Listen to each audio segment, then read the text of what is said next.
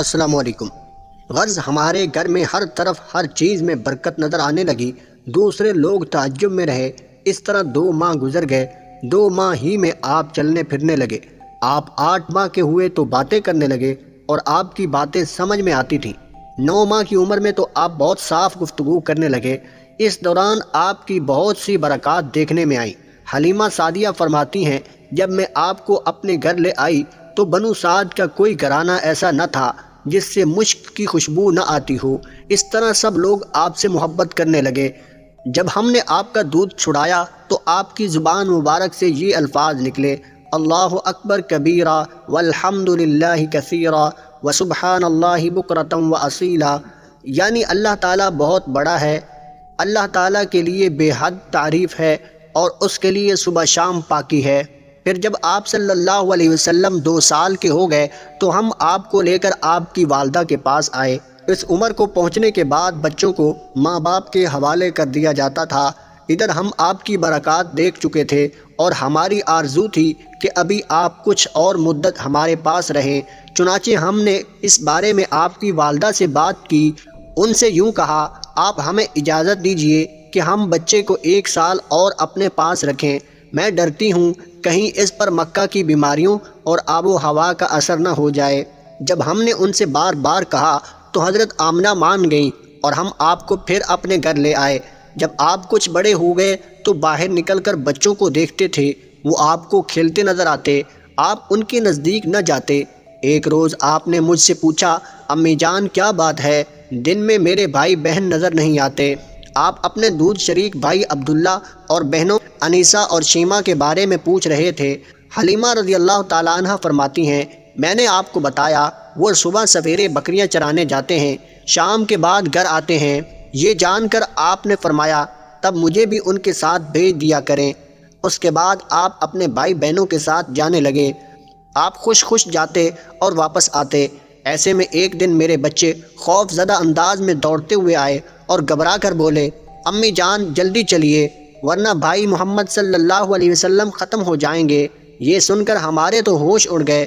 دوڑ کر وہاں پہنچے، ہم نے آپ کو دیکھا، آپ کھڑے ہوئے تھے، رنگ اڑا ہوا تھا، چہرے پر زردی چھائی ہوئی تھی، اور یہ اس لیے نہیں تھا کہ آپ کو سینہ چاک کیے جانے سے کوئی تکلیف ہوئی تھی، بلکہ ان فرشتوں کو دیکھ کر آپ کی حالت ہوئی تھی۔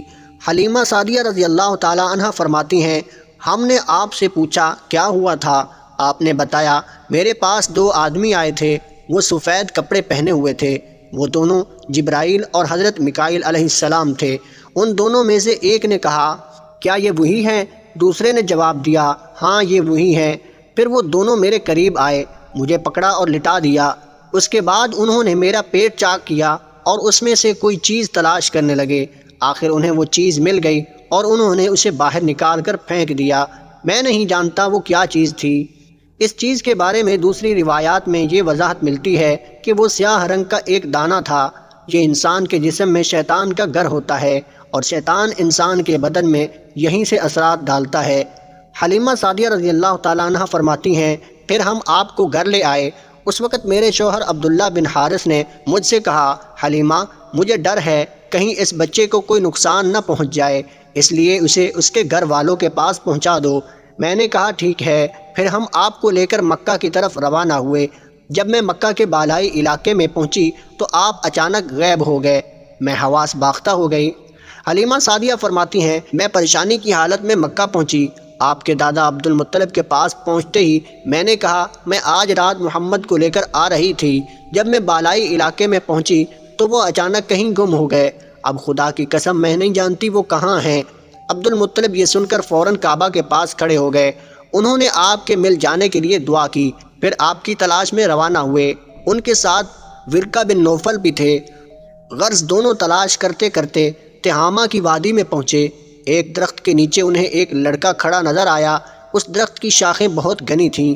عبد المطلب نے پوچھا، لڑکے تم کون ہو؟ حضور صلی اللہ علیہ وسلم چونکہ اس وقت تک قد نکال چکے تھے اس لیے عبد المطلب پہچان نہ سکے۔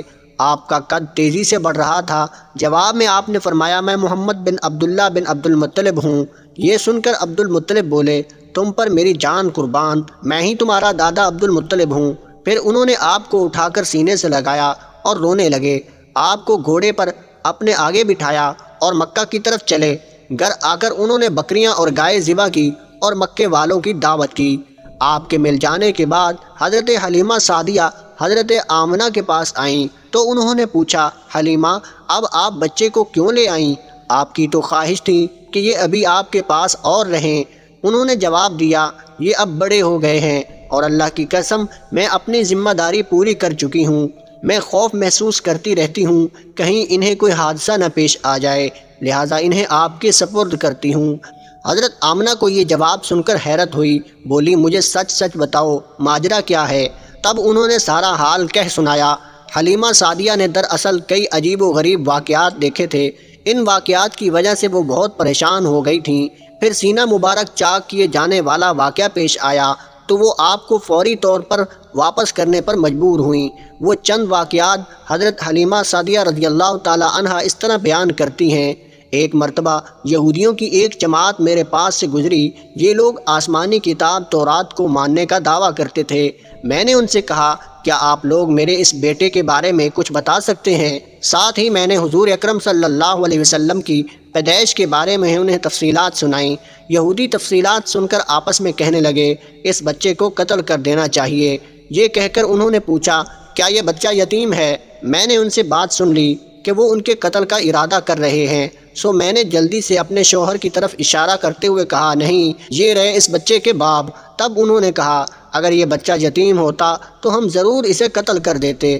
یہ بات انہوں نے اس لیے کہی کہ انہوں نے پرانی کتابوں میں پڑھ رکھا تھا کہ ایک آخری نبی آنے والے ہیں، ان کا دین سارے عالم میں پھیل جائے گا، ہر طرف ان کا بول بالا ہوگا، ان کی پیدائش اور بچپن کی یہ علامات ہوں گی، اور یہ کہ وہ یتیم ہوں گے۔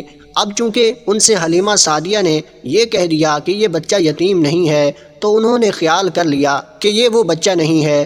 اس طرح انہوں نے بچے کو قتل کرنے کا ارادہ ترک کر دیا۔